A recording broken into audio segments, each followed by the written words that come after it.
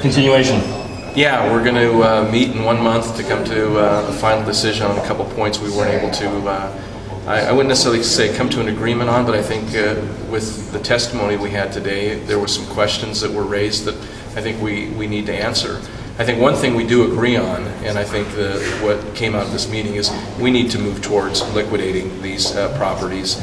Even the best case scenario we see of a 4 to 6% return is not the kind of return we could see if we were to sell these properties, take those dollars, invest them into commercial properties or other investments that would generate a higher return. And if our focus is for the long-term benefit of our schools now and in the future, then it just begs that we need to liquidate our interest in these holdings and put those monies into investments that earn higher return.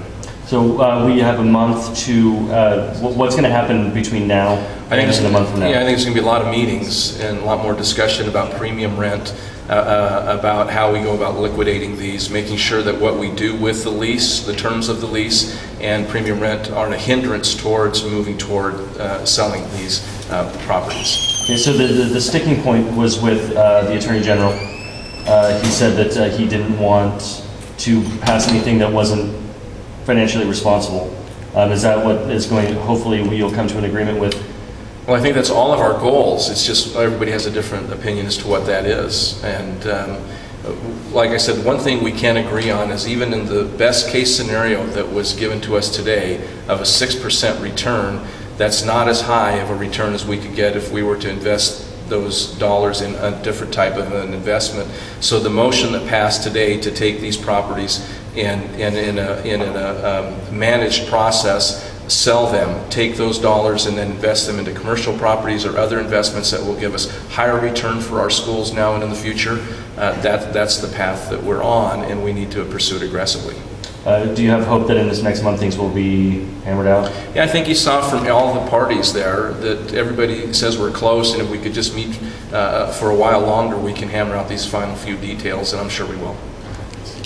And how quickly do you want to, you said you wanted to sell up those properties quickly. You were kind of hesitant about signing off on the 1 year or wait. Yeah, you know, bureaucracies just seem to take a long time, and a year seems like a long time to go through the process of just developing a plan before we even begin to sell one property. But I'll leave that judgment to the experts, and you know, they have up to a year to give us a report. I'll definitely encourage them to get that done sooner so that we can begin the process of moving out of the cottage site lease ownership that we currently have and move more towards owning and receiving revenues off of other type investments like commercial properties. Are you worried that selling right now, you know, with the bad economy? It has to be managed, you know, and I think the terminology that was used was market savvy management. And so, yeah, you know, we're not going to sell when the market's low, but we need to come up with a process. We can't sell them all at one time because then that would flood the market and drive the price down. So it has to be a managed process, and that's what we'll work on. And I guess that's what we have up to a year to put together a plan that we want to implement. Okay. All right.